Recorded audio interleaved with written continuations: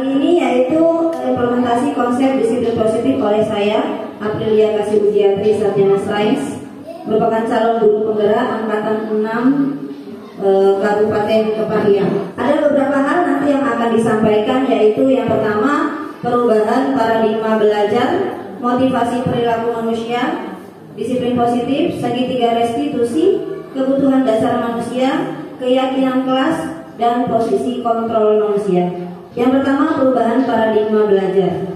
Nah, sebelum kita memulai, silakan berpasang-pasangan, pilih menjadi A atau menjadi B. Baik, yang A. Tugas Anda adalah mengepalkan salah satu tangan Anda. Coba Anda bayangkan bahwa Anda menyimpan sesuatu yang sangat berharga di dalam kepalan tangan Anda. Rekan Anda yang B, cobalah dengan segala cara untuk membuka kepalan tangan kawan Anda. Coba silakan rayu, pokoknya dengan berbagai cara bagaimana supaya tangan teman Anda bisa terbuka.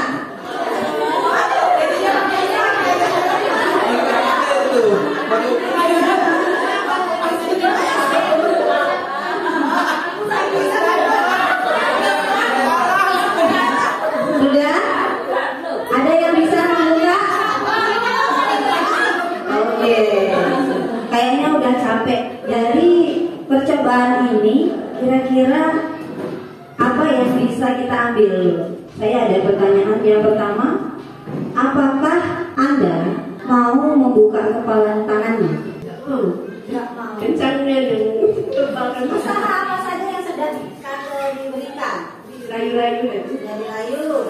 Digeliti. Sudah digeliti. Iya, berarti baru 2 usahanya ya. Sekarang coba Ustazah Nisi sebagai lawannya.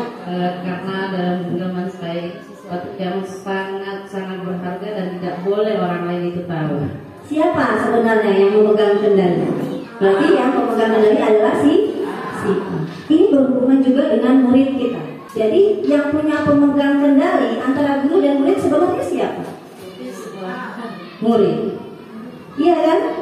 Muridnya mau nggak sih sekolah? Mau nggak duduk dengan rapi? Mau nggak gurunya mengajarkan? Kita sebagai guru itu tadi harus bisa membujuk agar si pemegang kendali ini bisa kita kendalikan. Ya, bagaimana cara agar murid kita bisa kita alihkan perhatiannya? Jadi dalam pembelajaran ini ada namanya teori kontrol dari Dr. William Glasser. Beliau menyebutkan ini berkembang sebagai metode choice theory. Jadi meluruskan beberapa miskonsepsi tentang makna kontrol. Ilusi guru mengontrol murid, ilusi bahwa semua penguatan positif, efektif dan bermanfaat. Yang ketiga, ilusi bahwa kritik dan membuat orang merasa bersalah dapat menguatkan karakter. Dan yang keempat, ilusi bahwa orang dewasa memiliki hak untuk memaksa. Teori kontrol menyatakan bahwa semua perilaku memiliki tujuan, bahkan terhadap perilaku yang tidak disukai. Penguatan positif atau bujukan adalah bentuk-bentuk kontrol. Segala usaha untuk mempengaruhi murid agar mengulangi suatu perilaku tertentu adalah suatu usaha untuk mengontrol murid tersebut. Dalam jangka waktu tertentu, kemungkinan murid tersebut akan menyadarinya dan mencoba untuk menolak bujukan kita, atau bisa jadi murid tersebut menjadi tergantung pada pendapat sang guru untuk berusaha. Bagaimana kita bisa merubah paradigma stimulus respon kepada pendekatan teori kontrol? Jadi di sini menurut Stephen R. Covey, bila kita ingin membuat kemajuan perlahan, sedikit-sedikit, ubahlah sikap atau perilaku Anda. Namun, bila kita ingin memperbaiki cara-cara utama kita, maka kita perlu mengubah rangka acuan kita. Ubahlah bagaimana Anda melihat dunia, bagaimana Anda berpikir tentang manusia.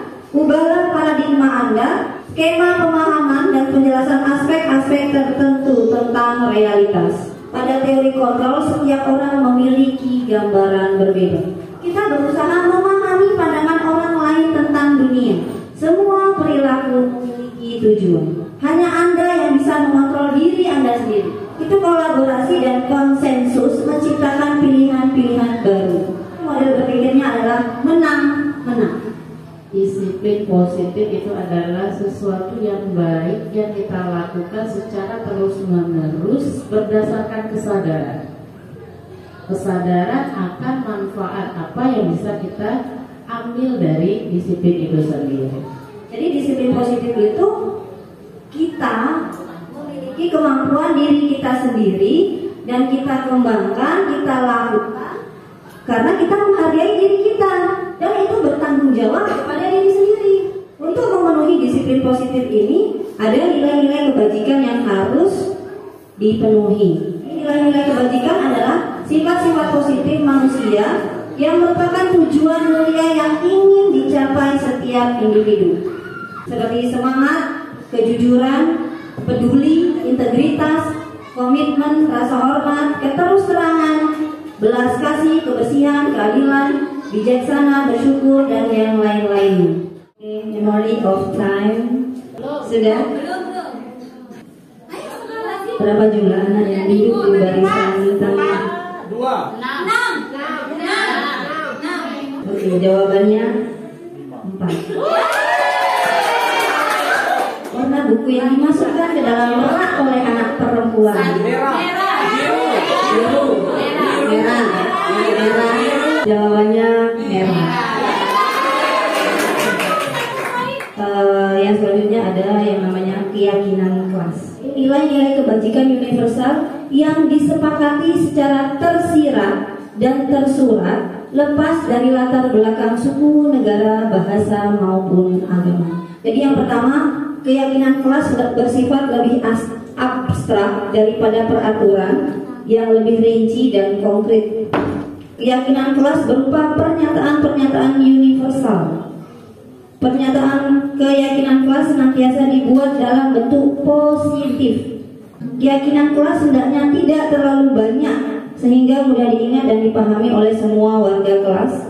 Keyakinan kelas sebaiknya sesuatu yang dapat diterapkan di lingkungan tersebut. Lalu semua warga kelas hendaknya ikut berkontribusi dalam pembuatan keyakinan kelas lewat kegiatan curah pendapat. Dan yang terakhir, bersedia meninjau kembali keyakinan kelas dari waktu ke waktu.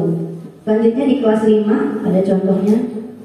Selalu bersikap positif, senantiasa menjadi diri terbaik, percaya dan menghormati orang lain serta barang miliknya, berkomitmen terhadap setiap tugas, senantiasa membantu. Selanjutnya ada motivasi perilaku manusia.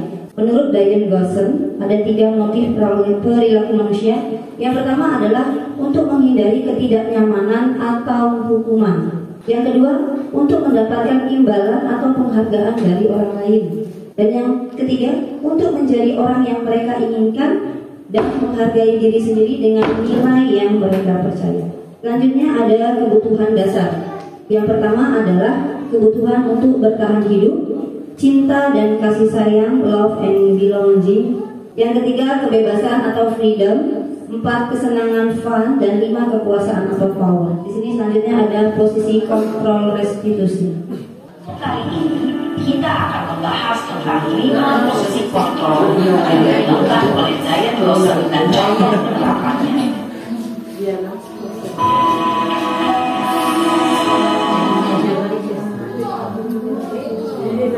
Posisi kontrol itu adalah 1, posisi pembuat rasa bersalah. 3, posisi teman. 4, posisi pemantau atau monitor.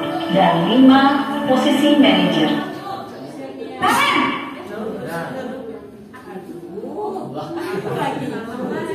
Selamat pagi, Bu. Selamat pagi, Naren. Jadi sekarang bagaimana ini, Naren? Maaf, Bu. Saya lupa setel alarm saya semalam.